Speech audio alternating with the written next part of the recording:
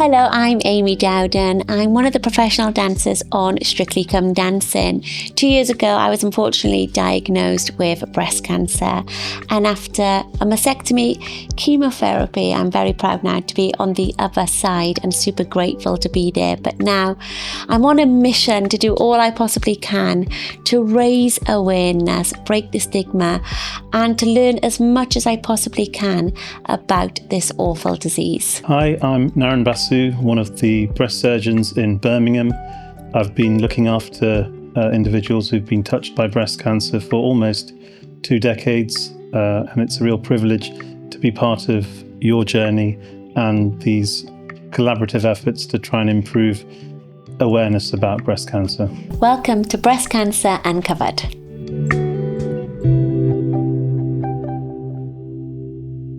I was really shocked. I didn't ever think at 32 years old I would be diagnosed with breast cancer. And I think it's quite worrying. If I wasn't checking myself, then I could potentially not even be sat here right now. I think you're right. I think it's about awareness. That's got to be the first part of the journey, because if we as healthcare professionals, the public, aren't aware that it's a common problem that can affect women, young women, men as well, then we're never going to be doing the right things to identify it. So, it's testament to you that you identified it, and we've thankfully had a really great outcome from it. Yeah, I was very lucky. I think I knew when I felt my lump, and I just had this gut feeling. My mum had breast cancer, although not linked at all because I do not carry the BRCA gene. But I think I knew my own body and I knew something wasn't right. And yeah, I got myself to the GP. But you certainly go on a whirlwind. I didn't even know there was more than one type of even breast cancer. That for me, when I went and, the doctor was like, yeah, sorry, it's breast cancer, Amy.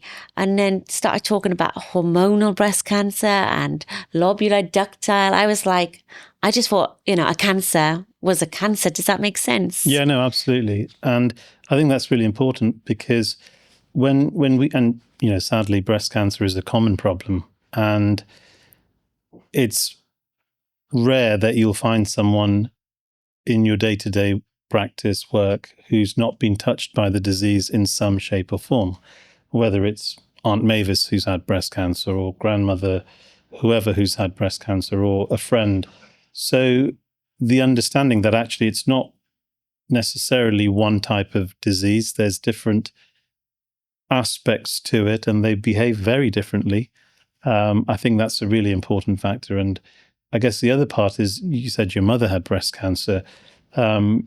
It's also the understanding about how genetics, i.e. the way that we are, the blueprint to our beings in a way, how the genetics may influence it or may have a small influence to the overall risk. So I think those are really important aspects for us all to be aware of. And as you said, it is important when one has been given a diagnosis to understand a little bit about the medical jargon. We get lost in it's ductal, it's lobular, it's this, it's that.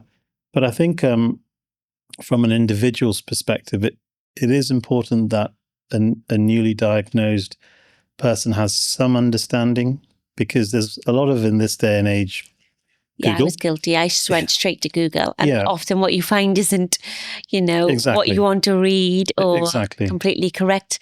Because what I also learned was not to compare my cancer or my diagnosis to others.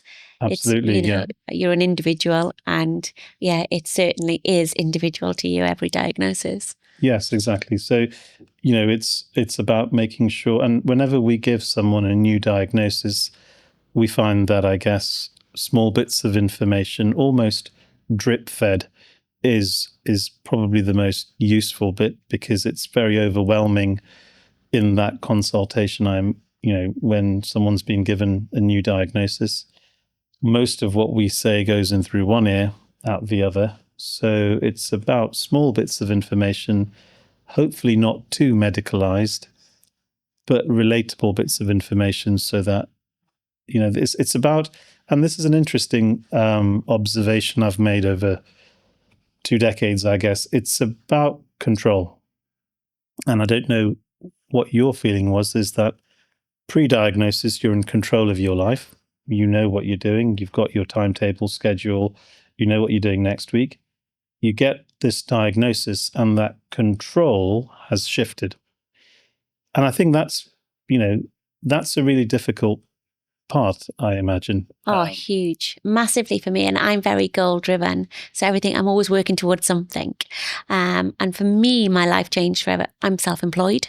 All of a sudden then I was thinking, right, that's my Strictly contract gone. Obviously, I was so lucky that the BBC and Strictly Come Dancing did all they possibly could to include me and looked after me. And I'm so grateful to them. But all of a sudden, my diary was blank because I was cancelling dance shows. I was cancelling up and coming work. And I didn't know, was I going to be dancing again? Was I going to be working again? It was a very scary time. And you don't know when you're going to get back to full health. There's no guarantee you will. I think, for me, for somebody who had such a full-on loaded diary to all of a sudden then to be cancelling everything and not know when your life was going to resume was, for me particularly, was really tough. Yeah, and there's clearly light at the end of the tunnel. Yes. And thankfully you've regained, and it's also regaining control during your journey. Yes. Not just after, but it's making the decisions at diagnosis that are the ones that are right for an individual. Whether it's reconstruction, no reconstruction, this test, not that test, this treatment, not that treatment. It's empowering an individual to make that. Even for me, like taking the control to shave my hair at a certain point. I had my mastectomy first, then chemotherapy. I thought that was it, life was going to resume. I didn't realise that hard slog then of recovery and how long that actually took. But now I feel so grateful to be living life to the full. And I actually feel better and stronger than I did before. Yeah, and when I watched your documentary, what was really interesting was when you were concentrating this is from an observer's point of view, when you were concentrating on the surgical aspect, the expectation was that you'd return back to normal activities within a couple of months. Yeah. And then one bit of not great news followed by another bit of not great news meant that things had to sort of be delayed, I guess. Yes, and even after the documentary, I went back onto Strictly. I think everybody was trying to tell me it was too early, but from my diagnosis, it was, when am I going to get back on the dance floor? And I was just fixated on that. I actually didn't then really, truly process my diagnosis. Everything was just getting back onto the dance floor. And I got back on there.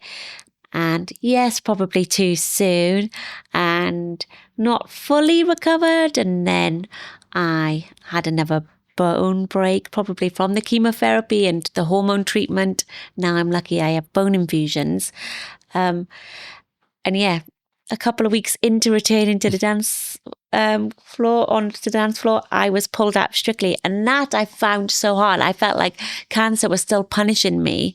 Was it related to the cancer? We don't know, but probably likely because, chemotherapy does do so much to the body, and I'd put so much strain on myself to get back on the dance floor. I think, when I got pulled out of Strictly then was actually when I actually processed everything that happened. I think I was just so fixated. Even just before I was going down for my mastectomy, I was working out when I was going to get back onto the dance floor. And things changed, doesn't it? My pathology came back. Then they wanted me to have chemotherapy. There's not a lot you're in control of during a diagnosis. But I think, like you said, it's important to try and take as much as you possibly can. And do you find that from I guess, a healthcare professional's perspective, when you went through your journey, we were hopefully good at treating the medical part, but then there was the whole aspect, like things like diet, lifestyle, well-being, is there? Do you find that we are providing that as well as maybe the medical parts, or not?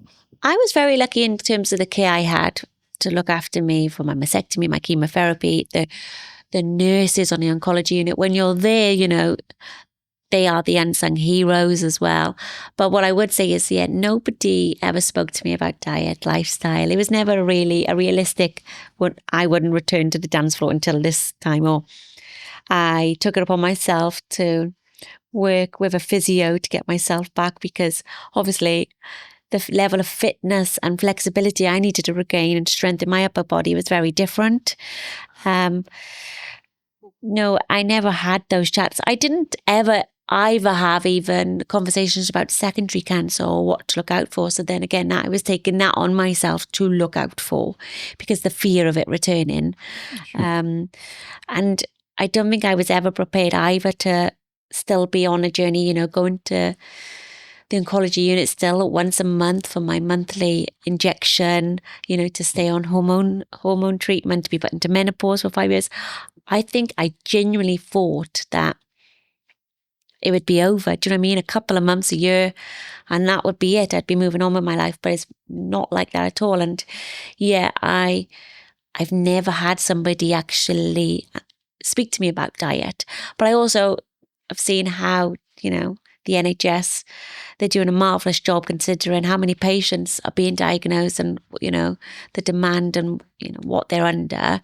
I guess there is limits, but also as a patient, you know, your biggest fear is cancer returning, and you want to do your utmost to keep that cancer away. Okay, so I guess you mentioned that there were gaps there were opportunities for us to do things or inform patients or individuals better. I guess, do you think that's the motivation for this podcast, I guess?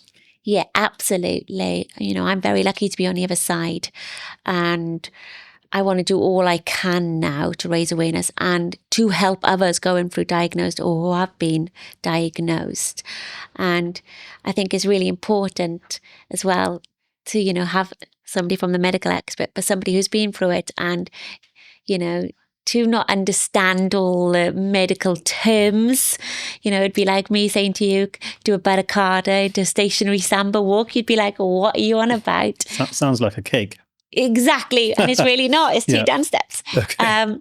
So yeah, I'm on a mission now, and with all my heart. We're very grateful to individuals like yourself to take out time from your busy schedule to do something that has, you know, I wouldn't say national, but a global appeal, because there's parts of all of what we hope to cover in the podcast series that should be relatable to healthy individuals, those going through primary breast cancer, secondary breast cancer, and hopefully with a stretch to other parts of the world as well. So thank you so much.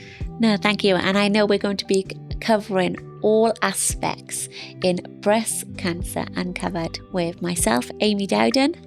And Naren Basu.